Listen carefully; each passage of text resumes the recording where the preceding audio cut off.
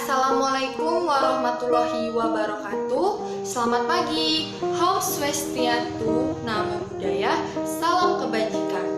Perkenalkan, nama saya Indah Eka Pertiwi, saya kelas 4C, Prodi PGSD Universitas Widyagama Mahakam Samarinda. Tujuan dari pembuatan video ini adalah untuk memenuhi tugas ujian tengah semester mata kuliah Strategi Pembelajaran. Di sini saya akan menjelaskan apa itu metode pembelajaran resitasi. Sebelum kita ke metode resitasi, ada baiknya kita tahu apa sih itu metode pembelajaran.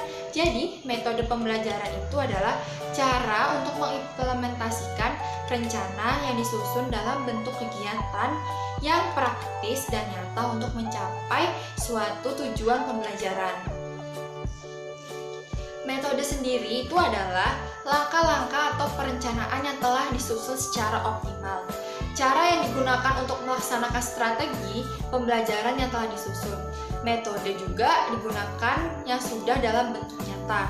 Lalu cara yang digunakan untuk mengimplementasikan cara yang disusun secara praktis untuk mencapai tujuan pembelajaran. Pengertian metode resitasi secara umum.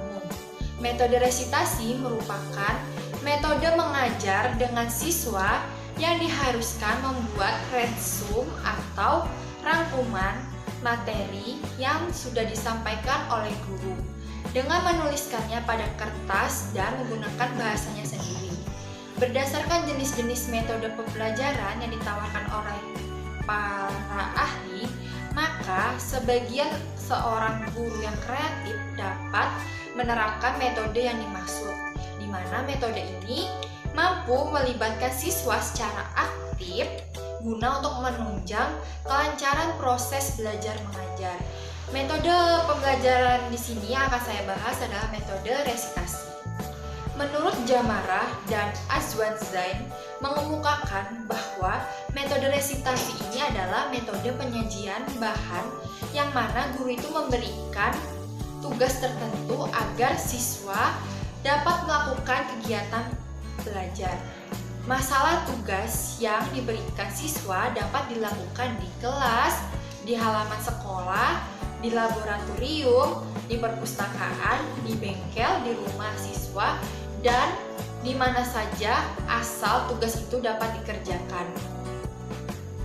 Tujuan metode resitasi ini adalah agar siswa ini dapat merancang tugas pembelajaran. Kelebihan metode resitasi sebagai berikut. Yang pertama adalah siswa menjadi lebih ingat dengan materi karena telah menuliskannya dengan resume atau rangkuman. Lalu, menurut Syaiful Bahri, siswa menjadi lebih berisi dalam mengambil inisiatif dan mampu bertanggung jawab. Selain itu, kelebihan metode penugasan atau resitasi ini adalah tugas lebih merangsang siswa untuk belajar lebih banyak, baik pada waktu di kelas maupun di luar kelas. Lalu metode ini dapat mengembangkan kemandirian siswa yang diperlukan di kehidupan kelak. Lalu, tugas dapat lebih meyakinkan tentang apa yang dipelajari dari guru, lebih memperdalam, memperkaya, atau memperluas pandangan tentang apa yang telah dipelajari. Tugas juga dapat membina kebiasaan siswa untuk mencari dan mengolah sendiri informasi dan komunikasi tersebut. Metode ini dapat membuat siswa bergairah dalam belajar karena kegiatan belajar itu dilakukan sangat bervariasi sehingga tidak membosankan. Selanjutnya, kekurangan metode resitasi itu apa sih? Jadi kekurangannya itu adalah hasil resume atau rangkuman yang telah dilakukan terkadang hanya mencontek pada teman dan bukan hasil pikirannya sendiri. Lalu, tugas bisa dikerjakan oleh orang lain karena tidak ada yang mengawasi. Guru pun tidak akan tahu yang mengerjakan tugas itu siapa. Lalu, susahnya mengevaluasi apakah siswa ini benar-benar memahami hasil tulisan resumenya itu sendiri. Selain itu, siswa sulit dikontrol apa benar mengerjakan tugas atau orang lain. tidak mudah memberikan tugas yang sesuai dengan perbedaan individu masing-masing siswa. Sering juga memberikan tugas yang monoton sehingga pembelajaran ini terasa sangat membosankan. Langkah-langkah metode resitasi menurut Jamarah dan Zain adalah sebagai berikut. Yang pertama itu ada fase pemberian tugas. Pada fase ini memberikan tugas kepada peserta didik. Tugas yang diberikan itu hendaknya mempertimbangkan seperti tujuan yang akan dicapai, lalu ada jenis tugas yang jelas dan tepat sehingga anak ini mengerti apa yang ditugaskan tersebut. Lalu sesuai dengan kemampuan siswa. Kenapa sesuai kemampuan? Karena tugas ini harus sesuai dengan kemampuan siswa atau kebutuhan siswa masing-masing. Lalu ada petunjuk atau sumber yang dapat membantu pekerjaan siswa ini dan tersedianya waktu yang cukup untuk siswa mengerjakan tugas tersebut. Lalu yang kedua ada fase pelaksanaan tugas. Pada saat pelaksanaan tugas siswa hendaknya yang pertama diberikan bimbingan atau pengawasan oleh guru.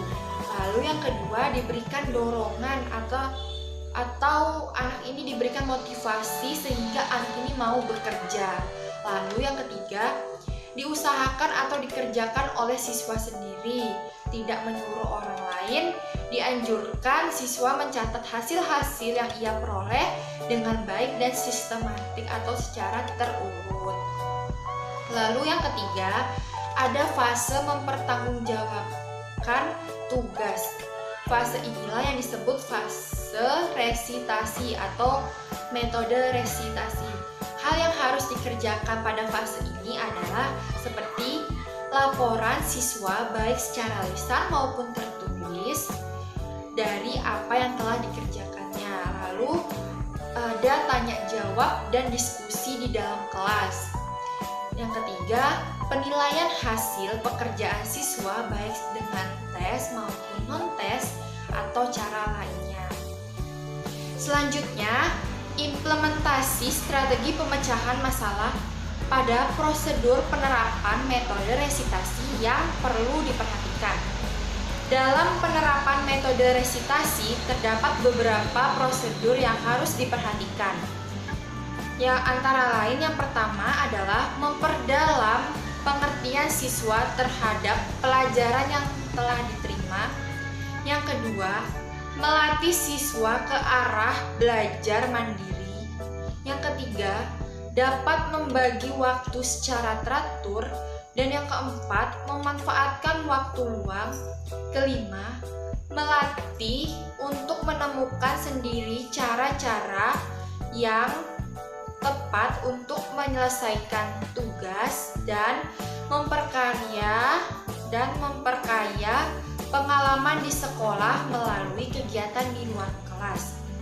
Pendapat tersebut senada dengan si jabat, yakni yang pertama harus jelas bagi peserta didik apa manfaat, tujuan, serta bentuk dari tugas. Misalnya makalah dan laporan bacaan. Yang kedua, harus dijelaskan bagaimana pekerjaan itu dapat direncanakan dan dikerjakan, serta bagaimana hasil kerjanya akan dinilai, apakah perlu diadakan pertemuan selama berlangsungnya penelitian dan penulisan. Berkaitan dengan implementasi metode resitasi ini, dalam pembelajaran membaca ekstensif, Julian menyatakan bahwa membaca ekstensif merupakan salah satu cara membaca dengan tujuan agar tidak dapat menjangkau bahan bacaan secara luas. Dengan demikian, akan diperoleh sebuah pemahaman yang cukup memadai mengenai sebuah topik atau permasalahan tertentu, agar mampu menerapkan teknik membaca ekstensif secara baik dan benar. memang diperlukan sebuah proses latihan yang konsisten atau tetap. Selain itu, diperlukan pula kemampuan kuat untuk dapat menjangkau bahan-bahan bacaan baik yang berupa artikel maupun buku. Setelah membaca keseluruhan bahan yang tersedia, siswa dapat mencatat beberapa gagasan penting yang disampaikan baik melalui artikel maupun buku. Peserta didik juga diharapkan mampu menyeleksi gagasan-gagasan yang diperlukan atau persamaan tema dengan permasalahan yang sedang dibicarakan. Mungkin itu saja yang bisa saya jelaskan tentang metode pembelajaran resitasi. Kurang lebihnya saya mohon maaf. Wassalamualaikum warahmatullahi wabarakatuh.